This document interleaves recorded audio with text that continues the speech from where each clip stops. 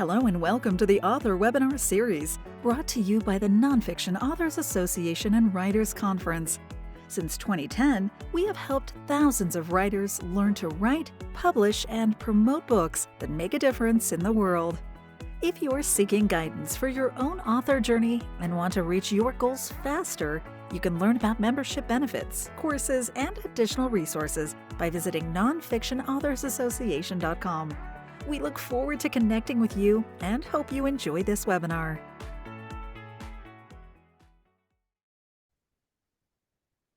Hi, everyone. Welcome to the webinar series by the Nonfiction Authors Association. I am Stephanie Chandler. I'm the founder and CEO of the Nonfiction Authors Association and Writers Conference, and I'm your instructor today. And we're talking about steps to take before you write your nonfiction book. And especially for those of you who may be new to writing, or even those of you, I know we have some seasoned writers here today. I think there are some important steps that a lot of writers don't think about before they set out to write their manuscript. So hopefully this will give you some fresh ideas to prepare you for when you write your next manuscript, or maybe you even have one in progress. I have personally authored 11 books. I have a handful of manuscripts in process, and for various reasons, they have sat there for a while. But I love the process of writing and hope that you find this helpful. So let's get into our content today.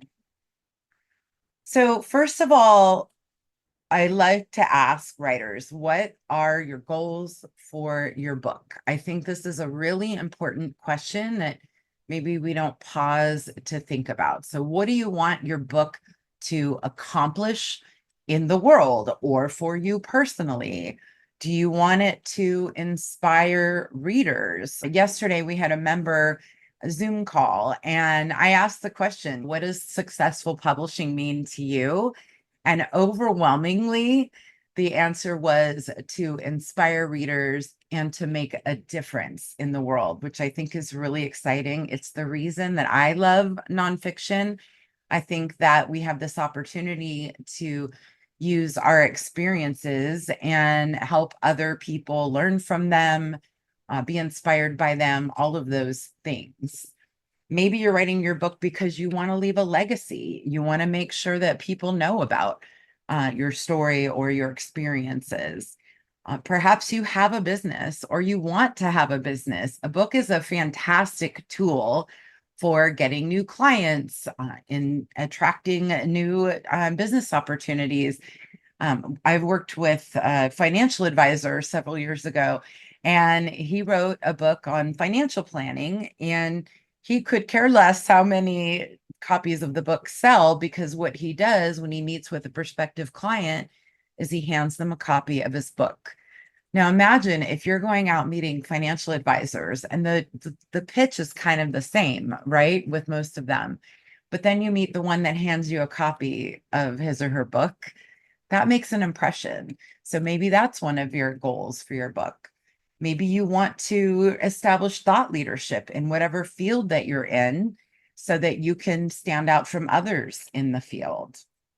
If you're interested in getting speaking engagements, books certainly help create that credibility that will get you booked to speak at events. If you're aiming to make money from book sales, that's good, but I would say this shouldn't be a primary motivator. Unless you have a massive platform, most authors in general are not going to make a lot of money on books. So you really want to focus. Sorry, the cat is wanting to be on screen with me.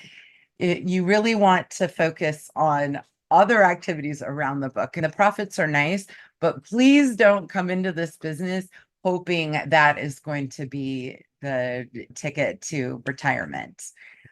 And maybe you want to tap into your creativity. Maybe you've always enjoyed writing and you want to take the challenge to do it. Maybe you don't enjoy writing and you want to see if you can do it. So the creative aspect of writing can be a lot of fun. And maybe it's a dream. I spent my whole life wanting to be a writer, and I was working in the Silicon Valley. I couldn't have been any further from my dream and left that over 20 years ago. But maybe this is just a lifetime goal. So, whatever your goals are, I really encourage you to think about them because your goals should really dictate the process for producing your book and what it's going to be about. And I recommend that you capture these goals. And in fact, feel free if you want to share them in the chat, share what your goals are for your book and how you want it to impact the world or your business or get you booked for speaking. I think it would be interesting to see what you're all thinking about. So, with that, you want to define the why am I writing this book? I want to leave a legacy for my children and the future generations of my family. That's a very legitimate reason to write a book. I want to grow my business. I want to get booked for paid speaking engagements. I just want to inspire people to overcome an obstacle or live a better life. So, whatever that is, define it and let that be your compass for writing the book. And I encourage you to write it somewhere that you look at it. I find this really powerful. So I want this book to be a tool to help me land more speaking engagements, grow my coaching business, and inspire readers to improve their lives. Whatever it is, generally we can have multiple goals, and this is your compass. So next, once we've defined our goals, we want to get really clear about who we're writing for. Please pay attention. This is so important. We want to identify who is the target audience for your book. Is it women 45 to 65? Is it teenagers? Is it men going through divorce? Is it people getting ready to retire? You want to get really specific about who your audience is. Are they in certain professions? Are they people who work in the tech industry? Are they college professors? Are they financial advisors? What are their hobbies and interests? And what kinds of activities do they do? So these are things to get really clear about and also figure out what events do they attend? What organizations do they belong to? What blogs and websites are they reading? What magazines do they read? What podcasts are they listening to? These are all important details because this is going to factor in, especially when you get to marketing your book. You want to be able to figure out how to reach your target audience and know where they're spending time. This is also how we learn what is interesting to them.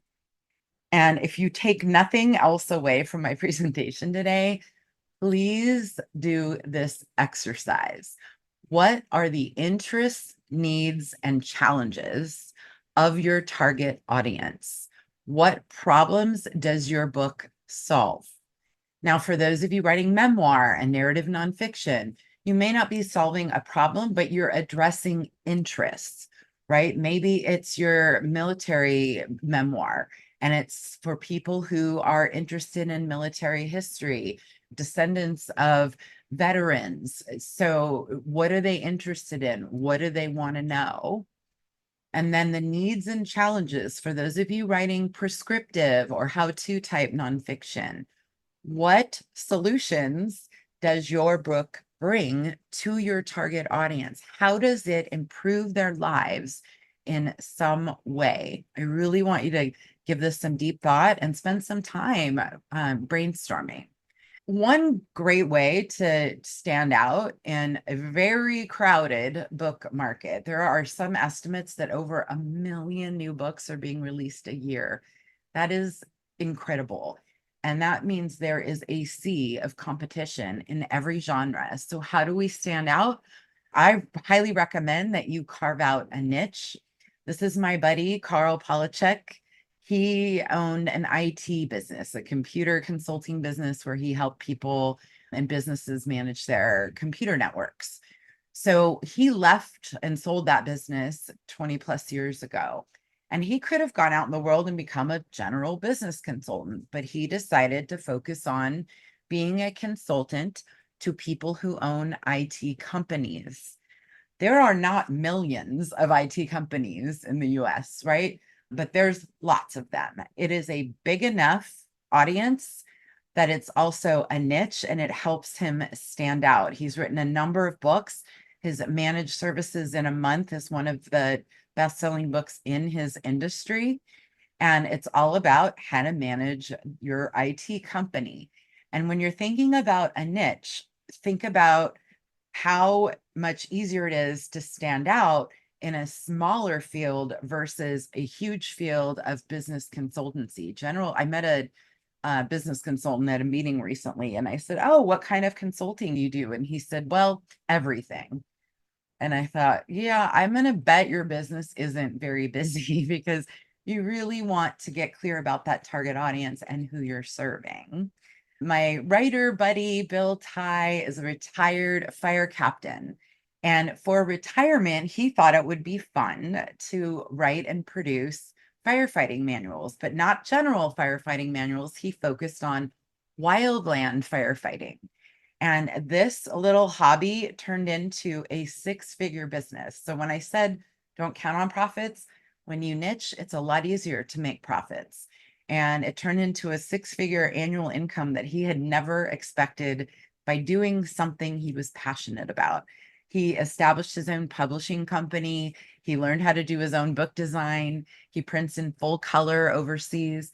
It's really a phenomenal success story of somebody who's passionate and carved out a niche, and it led to him teaching firefighters in South Africa and all around the world, doing something he loves. And he eventually decided it was time to really retire after a good 10 years of doing this, and he ultimately sold the rights to his books. So he's leaving a legacy behind. He's reaching a lot of goals, and some of them he didn't even realize he had. Liz Abbas is an incredible writer voice for codependency, and her focus is about loving an addict. And she wrote a story, her memoir, about her brother's addiction. He overdosed 25 years ago. And so she's written this memoir, and she's in the process of landing a book deal. But here's the interesting thing about the memoir. The publisher wants it to be prescriptive. So this is a popular buzz term right now in publishing. So if you're writing a memoir and you're not famous and you don't have your own reality show, one great way to stand out is to provide some prescriptive content where at the end of each chapter, maybe you have some exercises or lessons or journaling prompts, something that sets your book apart from everything that's out there. So Liz sends out a newsletter, I believe it's twice a month. And what she does is she answers a question in each newsletter. So her readers write in, my brother has struggled for years. I thought he was sober. I watched him suddenly change during a meal. When he drove us home after dinner, he was all over the road. What should I do? And then she writes a response. She starts to write the response in the newsletter. And if you want to keep reading for the full response, you click on the read more and it takes you to her website and her blog. So I love this format. It is simple, it is succinct, it is interesting, it is driving her readers back to her website, and it's engaging her readers. They're submitting questions that she's therefore able to answer. So she's carving out a niche for herself in loving someone with addiction and codependency. It's brilliant. So target audience, when we're thinking about carving out a niche, think about the competition, right? So there's lots of financial advice out there. I love that this book is about personal finance for teenagers. What a great gift idea. If you're the author of a personal finance guide for teens and you want to understand what are the reader's interests, needs, and challenges? Maybe there's teenagers that, well, I know there's teenagers that need to learn, excuse the cat again, that need to learn how to budget and learn how to manage money in the real world and use savings. And there's so many great ways that you could advise teenagers that they're not learning in school, right? And maybe there's teenagers who want to start a business, they're entrepreneurial. You could have a chapter on that. So understanding your audience demographics and their interests, needs, and challenges helps you write a book they want to read. Stephanie Fu, this was a really compelling memoir called What My Bones Know. Look at the subtitle, A Memoir of Healing from Complex Trauma. So who's the target audience for this book? Probably anyone, especially women who've been through complex trauma, are familiar with complex trauma. That is the target audience. So knowing who you're writing for helps inform what it is you're writing, right? So what is your audience interested in a memoir about trauma? They're interested in healing, and they're interested in relating to the story. They've been through similar experiences. If you're writing a memoir, if you're writing any kind of narrative nonfiction, what does your audience want to know? What is going to make them want to tell people about the book? That's a really important one too. This is Jenny Levine Finks. She wrote a book called Dear Gluten, It's Not Me, It's You. And what happened for Jenny is she discovered she had a gluten allergy, and this can be a really serious problem for people. And so she launched a community called Good For You Gluten Free. And I love her pop-up. It says, join the 24,000 members of the Good For You Gluten Free community, and you get content to help you live your best gluten-free life. She shares articles, recipes, gluten tests, gluten-free food giveaways because she has sponsors. So she built this community by sharing her story, sharing what she's learned. And then her book came out. So the community came first, and she learned a lot about what they're interested in. And then she went and wrote her memoir. And what happens when you've cultivated an audience and you know what they care about, the book comes out and it sells really well as a result of that. So what does Jenny's audience care about? They care about how to find gluten hidden in their foods, how to read packaging, how to find recipes their whole family will enjoy. There's lots of interests, needs, and challenges for this audience. Do you see where I'm going with this? Repetitive interests, needs, and challenges. So when you start thinking about your target audience and hopefully carving out a niche for yourself, you want to make sure the audience is large enough. So I mentioned my friend Carl Polachek, and he teaches IT business owners how to grow their businesses. Is that a big enough audience? It turns out it is. And in a smaller community like that, he's a real standout. They don't have a lot of leaders in that community, but you don't want it to be so small that there are only 100 readers in the world that want to read your book. And is it narrow enough? So are you talking about how to start a small business, or are you talking about how to start a clothing consignment store? Right? So how can you narrow that down? Years ago, my very first book was a business startup guide. This was 20 years ago. Now, back then, there was a lot less competition than there is today. If I were doing that today, I would never write a general guide like that. I would have focused on how to start a consulting business, how to start an online business. I would have narrowed that focus down in order to stand out. The other question to ask yourself is, how am I going to reach these people? So when you get clear about who your audience is, are they reachable? Is it an audience that you can find? Can you figure out where they're spending their time, what blogs they're reading, who else they follow, who are similar authors? Because if you can't reach them, that creates a huge problem. And I went through this myself in launching our community, the Nonfiction Writers Conference. I started back in 2010 as an online event because I was speaking at writers' conferences, and I was so disappointed in the fact that so few actually had content specific to nonfiction writers. So I started this conference, and I didn't know if anyone would attend, but I had to figure out, where does my audience spend time? So are they in other writers groups? A little bit, but generally most writers groups are talking to fiction writers. So it turns out my audience is made up of coaches and consultants and professors and people with professional backgrounds. and physicians and attorneys and therapists. I bet I'm speaking to many of you as I say these things. So it tends to be a lot of professionals, and there's not one easy place to go find these people. So it is a challenge, but it's also a niche, right? The writing community, I could have started yet another writers group, but I started one specifically for nonfiction.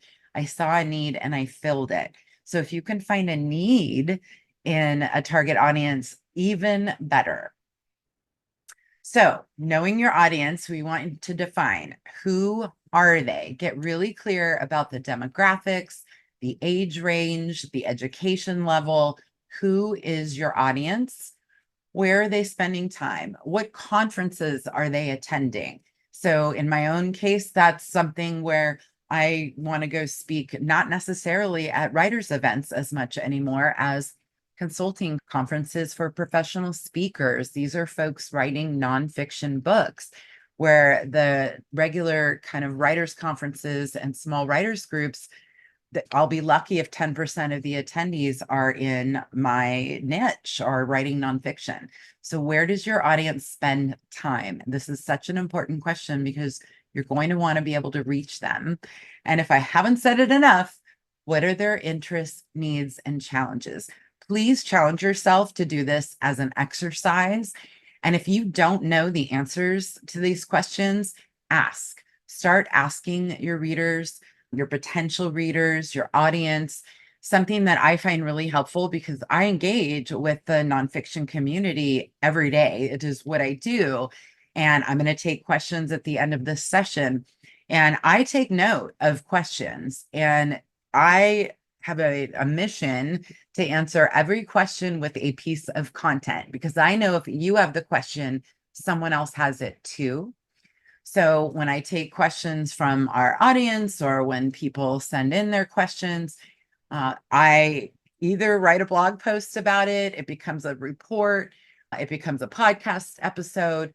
So this is all content that helps me better understand my audience and directly speak to your interests, needs, and challenges. You're here today because you had an interest in writing a nonfiction book, and I'm trying to help you overcome some of those challenges. So how do you serve your audience? And this is really where the rubber hits the road, right? I am attempting to serve you today by addressing your interests, needs, and challenges as part of my target demographic. So once you understand your audience, how will your book serve them? Next up, we want to craft a book description. Yes, I want you to write this before you sit down to write your book. Writing the description helps you speak directly to your target audience, because we're writing sales copy. We're helping the target reader be engaged and interested in this book. What makes your book interesting and readable? Right. And so I encourage you to go read book descriptions, especially by New York Times bestselling books. Those tend to have the best descriptions. And poetic writers like Roxane Gay, these are great descriptions to read for examples. The descriptions are going to be different if you're writing narrative nonfiction versus how to prescriptive nonfiction. So when you're writing prescriptive, you're talking about the benefits. How is the reader's life going to be improved in some way by reading this book? And with a narrative, with a memoir, you're telling a story. You're hooking them into the story by summarizing what it's about, but in a really compelling way. And we are writing this for our target audience. How would you write a description of your book that captures the interest of your target audience and makes them want to buy the book? So thinking about your book description, generally we're looking at 3 or 4 paragraphs at most. For prescriptive nonfiction, I like to see bullets, an opening paragraph, a list of benefits for the reader, and generally a closing paragraph. I encourage you to go read some of these as well. I'm not going to read all of them to you, but some great examples. Atomic Habits by James Clear. No matter your goals, Atomic Habits offers a proven framework for improving every day. James Clear, one of the world's leading experts on habit formation, reveals practical strategies that will teach you exactly how to form good habits, break bad ones, and master the tiny behaviors that lead to remarkable results. I mean, that's just a single paragraph, and it is phenomenal. It totally conveys the benefits. So even better, if you can encapsulate it in a very short paragraph and be able to describe your book to people like this, that is incredibly valuable. So he's also got bullets. So after that phenomenal paragraph, learn how to make time for new habits, overcome a lack of motivation or willpower, design your environment to make success easier, get back on track when you fall off course. These are all challenges of his target reader. Such a great description. And then the closing paragraph, Atomic Habits will reshape the way you think about progress and success and give you the tools and strategies you need to transform your habits, whether you are a team looking to win a championship, an organization hoping to redefine an industry, or simply an individual who wishes to quit smoking, lose weight, reduce stress, or achieve any other goal. So good. This is a really fascinating memoir, by the way, by Patrick Gagne called Sociopath. I think it's on the New York Times list right now. She is a diagnosed sociopath and writes about her entire journey starting in childhood. It's a fascinating read if you're interested in human behavior. That's one of my interests. So I'm not going to read everything, but let me just open this. Patrick Gagne realized she made others uncomfortable before she started kindergarten. Something about her caused people to react in a way she didn't understand. I mean, it loops you right in. Like, what does that mean? Tell me more. It is so captivating, right? She did her best to pretend like she was like everyone else, but the constant pressure to conform to a society she knew rejected anyone like her was unbearable. So Patrick stole, she lied, she was occasionally violent. This is so interesting. So this tells her story in an encapsulated description that makes you want to go follow this journey with her. Great description. And so this is the inspiring story of her journey to change her fate and how she managed to build a life full of love and hope. That's the end of Patrick Gagne's description.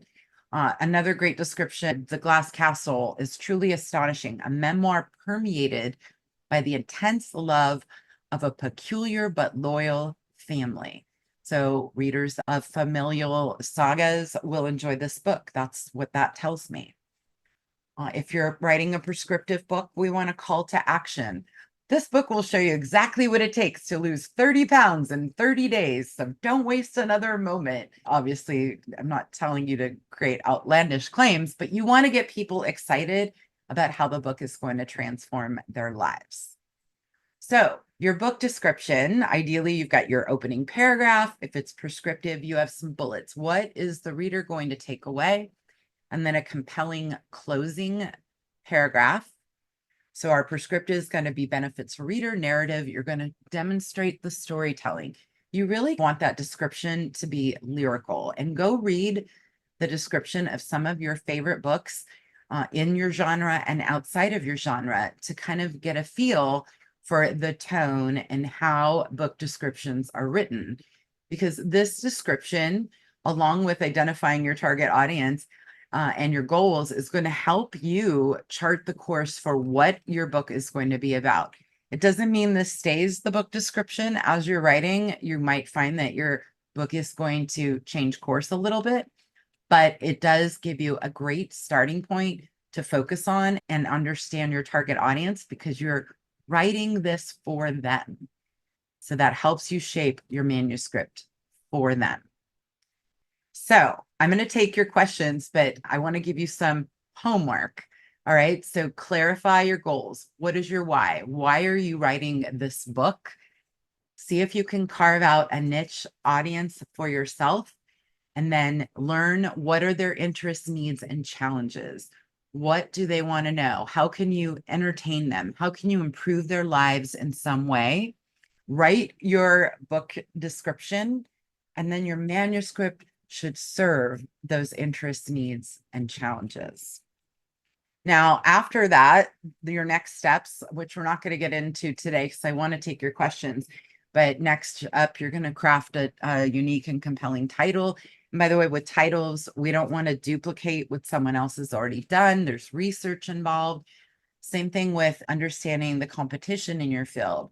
What other books exist in your space? How is yours going to be different or better than those books? And how can you make your book stand out so that it doesn't look like everything else? And then, of course, there's the process of developing an outline. So these would all be your next steps. This is all stuff I cover in our writing course. But hopefully, you're going to take away these next steps, do this as homework. I am going to share the recording and slides. So you will get that later today and be able to do this as homework that I hope you find really helpful in guiding your process of writing your next manuscript. So I would love to take your questions. Please pop them in the Q&A. And if in the Q&A box, I should say, it's hard for me to filter through chat. So put them in the Q&A. And then if we can take just a moment, I would like to just introduce you to the course we have that's starting next week. What we've just done is a bit of a preview into what we'll be covering in our Write Your Nonfiction Book Manuscript in 90 Days course. It starts next Thursday and it's 14 weeks long. Week 1, we're going to be talking about the foundation before you write, some of the things we talked about today. We'll also cover evaluating your competition, choosing the best topic to align with your goals. Next, we're going to talk about book fundamentals, keywords, brainstorming titles, writing that compelling book description, and sharing that among the students in the course. The week 3, we're going to talk about planning the manuscript, the elements, the statistics, the stories you're going to tell, and how to create a thorough outline. This makes it so much easier to write, I promise you. We do have some writing week breaks so that you're focused on your writing, and we're connecting through our private Facebook group for students only. And then we're going to talk about editing options and understanding how editors, I'm not an editor, but how editors make our writing better. And there's different types of editing. So we'll talk about that. We also have a lecture on traditional publishing, how to get a book deal. We have another writing week break. Then we have self-publishing and hybrid publishing overview. Then we have some holiday breaks. And then we have beta readers. We're going to talk about how to leverage beta readers for feedback and support when you're writing. We're going to talk about marketing basics. And then on our 14th week, we're going to do a big share and a discussion and celebration. So this is an interactive online course. I am going to do this with you. So when I set out to put this course together, I taught it this summer in New York at the Omega Institute, a shorter version of it. And it was so much fun. And I thought, as I'm putting this together, I really should do this with everyone. So I'm going to get out a manuscript idea that I've been sitting on for far too long. I would love for you to do this with me. We're going to have a private Facebook group with accountability, but there is no pressure. We're going to set weekly writing goals. If you don't meet them, that's okay. I may not meet all of my weekly goals. I get it. We're all busy. We're just going to do our best.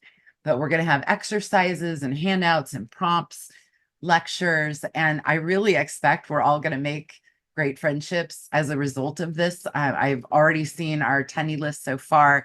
It's really impressive. Some people doing incredible work in the world. So I'm very excited to see this cohort thrive together. So I'd love to do this with you. The course is $697. If you're a member of the association, you get 33% off all of our courses, or you can join when you sign up and you get the member rate. There's also a 3-pay option. You don't have to pay it all at once. And we had a promotion running where if you sign up early for the course, I would mail you a copy of the Nonfiction Book Marketing and Launch Plan. So for our webinar audience, if you didn't take advantage of that early promotion, if you sign up in the next 24 hours, I will personally sign and mail you a copy of our 230-page workbook called the Nonfiction Book Marketing and Launch Plan. So I'd love to have you join me. You can go to writenonfictioncourse.com. That will route you to our page. You can also find it over at nonfictionauthorsassociation.com. and I would love to see you there. So let's take your questions. We're going to stop the share. And here we are, Q&A. All right. What if you're writing about a best-selling author? Is that a built-in target audience? Oh, that's an interesting question, Blair. So it sounds like you're telling the story of another author, if I'm understanding that correctly. That is a very interesting audience. And to a point, that is a built-in audience because you're targeting people who are fans of that particular author. So the question is, how will you reach them? What do they care about? What do they want to know? Right. So if I'm reading a memoir about someone I admire, I want to know the nitty gritty. I want to know where they grew up. I want to know what they struggled with. I want to know those things. So yeah, I think that's a really interesting built-in target audience. Becky, is self-publication reasonable for a nonfiction newbie? Yes, absolutely. I mean, the vast majority are going to self-publish today. It is no secret, it's harder to get a book deal than ever before. However, just getting a book in print is only 10% of the process. Getting readers is a whole other ballgame, and it's all part of the marketing piece of it. But yeah, most new writers are generally going to self-publish, especially if you don't yet have much of a platform. I started out self-publishing and then built my audience and went on to land a book deal and an agent and sold several more books. So it's absolutely a great path.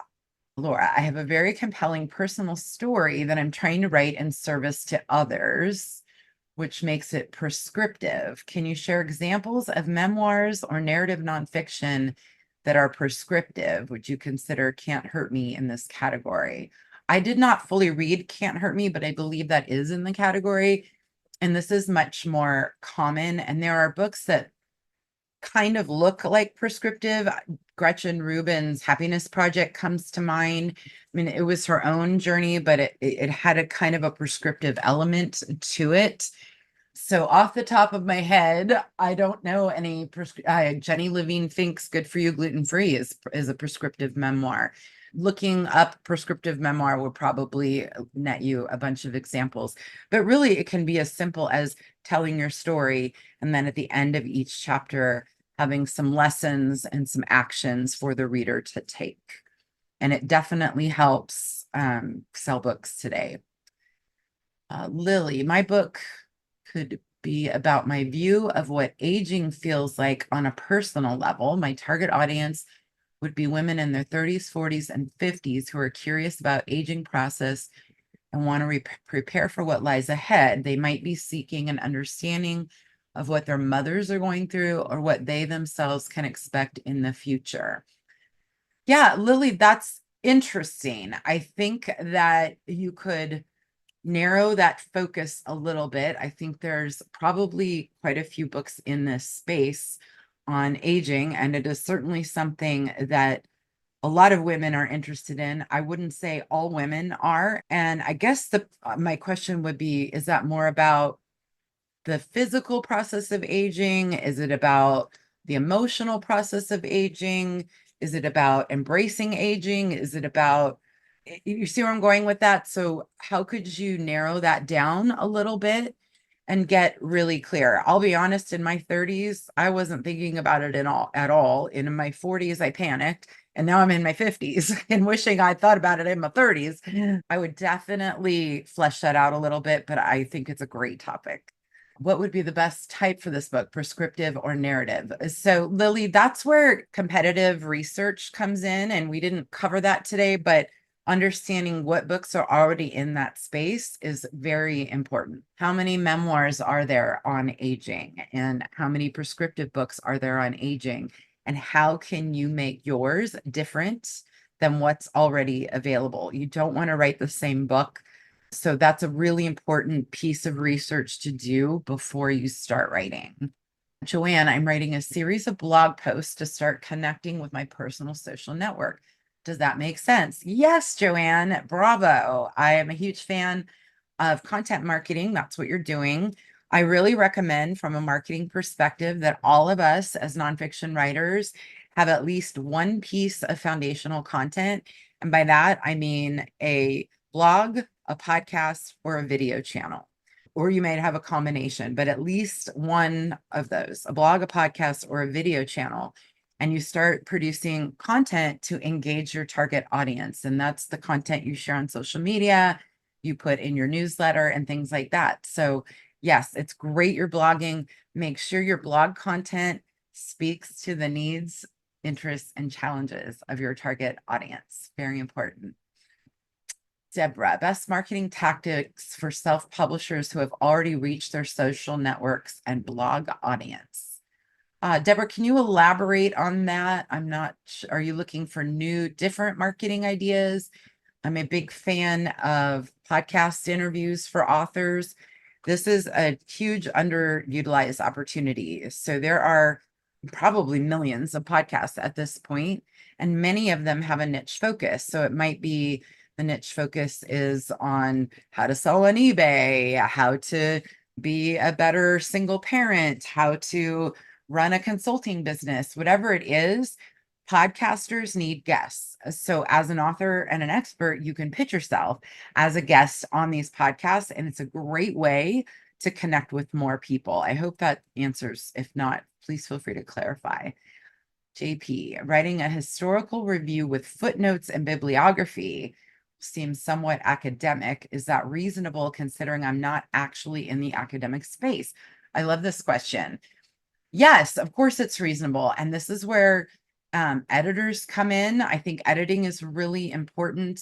Again, I'm no editor. I think I'm a decent writer, but editors make me better, right? Writing in an academic space, and if you're not necessarily an academic, you certainly have some sort of credentials, and being able to cite sources also brings a lot of credibility. If you think about the way journalists write stories or articles, they're citing sources. They're telling you where they got this information. And so you're culling information and putting it together. You absolutely should be doing that. It's perfect. Becky, with all the bad actors in social media now, what safety actions could I take to expand my current network? Social media safety is a big thing. You don't want to be clicking on links that people send you or engaging with people that could potentially be spammers. You want to limit the personal information that you share. Don't announce that you're heading out on vacation. I see this so often. Don't post from vacation either. Post when you get back from vacation. That is how I do it. Sharing photos of young kids, mentioning what school they go to. I'm a honor roll parent at Joe Schmo, elementary is not a good choice. Those are some of the things I think we should be changing our passwords, and studies are showing we want long, complicated passwords. So those are some of the things. I am not a cyber security expert, but those are some of the things that I personally take into account with my own social media, and not necessarily letting people know where you are all the time, stuff like that. Deborah, if you're not a known author, it can be difficult to reach beyond the people who know you already. Looking for ideas to expand my reach of already published books. Yeah, Deborah. So I mentioned podcasts. I think that's one great way. Another one is what I call your community of influence. It's the people that you know. So the people that you know can actually help you with book promotion. For example, maybe it's past coworkers, people that you went to school with. It could be the parents at your kid's school. It could be members of an organization that you belong to or a nonprofit. And could you ask them to bring you in as a speaker, to buy your books in a bulk capacity? Could you ask them to introduce you to somebody who runs a podcast? So I do this exercise myself every time I release a book. I sit down and I make a spreadsheet of the people that I know, and I have a column called Ask. What am I asking? It might be as simple as asking them to write a review on Amazon, but it might also be have me as a guest on their podcast, share it with their social media networks, publish an excerpt in their blog. So you might be surprised when you sit down and do this exercise. I will go through my emails, look through my social media. I've been in this industry a long time. I forget that I've got lots of friends that date back. So going through that exercise is really helpful. And then also sending out review copies. Who are the influencers in your field? Can you send them a copy? Can you get interviewed by them on their video channel or in their blog or on their podcast? So those are some of my favorite tactics for growing that audience. And then content marketing, have that foundational piece of content, whether it be a blog, a podcast, or a video channel, and start sharing that. If you are serving your audience by addressing their interests, needs, and challenges, your content is going to draw them in and get them to sign up for your email newsletter. I hope that helps. Candace says, I've been making a collection of essays of my experiences and illustrations of my travels around the world, which I hope appeal to women traveling solo. I'm unsure of genre as it wants to be a coffee table book. So that's interesting, Candace. I think I would do a little bit of competitive research and see what's out there. Talk to your audience. What do solo women travelers, which by the way, I think is a really great target audience. What do they want? Do they want to put someone else's photos and essays on their coffee table? It might actually be a book that you read while you're traveling, or maybe you include some journal pages or travel tips. I would do some research before you commit to that as your idea. You want to make sure it is serving the interests, needs, and challenges of your audience. We should have had that dollar for every time I said that statement, right? Dorothy, where does one look to start identifying readers of memoir and what their needs are? Dorothy, go look at similar memoirs with similar stories. Now, keep in mind with memoir, every memoir should essentially be about overcoming something, right? And memoir is a period in time. So it's not a biography. If you want to tell your whole life story, that's not a memoir, that's a biography. A memoir is a period in time that has a specific theme. Cheryl Strayed comes to mind, her memoir, Wild, From Lost to Found on the Pacific Crest Trail. Such a great title, right? And it was about the loss of her mother and making peace with the mistakes she's made and peace with the loss of her mother. So there was a thread there that appealed to any woman struggling with loss and self-identity. So you want to figure out what is the theme of your memoir and find similar books and find the audience who is reading those books. Rod, title is Out of the Presence of the Jury, Narrative Nonfiction, True Crime, may not fall into standard categories. Told in first person, a unique perspective. Okay, this is a lot. The jury didn't get, is there a question here, Rod? I'm not sure. Can you follow that with a question? Let me know how I can help. Nancy, how focused is the course on memoir? It's both, Nancy. So we're covering both prescriptive and memoir. 90% of it is the same, right? So there's a 10% difference between the two, and we will be covering those differences and how to plan for them, where to place your stories, how to organize that outline, all of those details. Did we get them all? Did we get all the questions? I hope that was helpful. I enjoyed this very much. I hope this gave you some new things to think about and that you're all going to go on and write really compelling books for a very specific target audience. I promise you it helps so much on the back end when you're trying to market and get readers. You want to know who they are and what they care about. So thank you all so much for spending your time with me. Oh, a couple snuck in. Do I need permission to write about an author, Blair? That is a legal question. In general, we have the right to free speech and talking about things that are public knowledge. So you couldn't tell that author's personal secrets or defame them in any way, but I would encourage you to talk to a literary attorney about that. All right, everyone, I will send out the slides and the recording this afternoon. Thank you so much for spending your time with me. I enjoyed this so much. Good luck with your writing, and I hope to see you in class. Bye, everybody. Thank you for attending this webinar by the Nonfiction Authors Association. Since 2010, we have helped thousands of writers learn to write, publish, and promote books that make a difference in the world. If you need support navigating the complexities of the publishing industry and want to reach your author goals faster, you can learn about membership benefits, courses, and additional resources by visiting nonfictionauthorsassociation.com.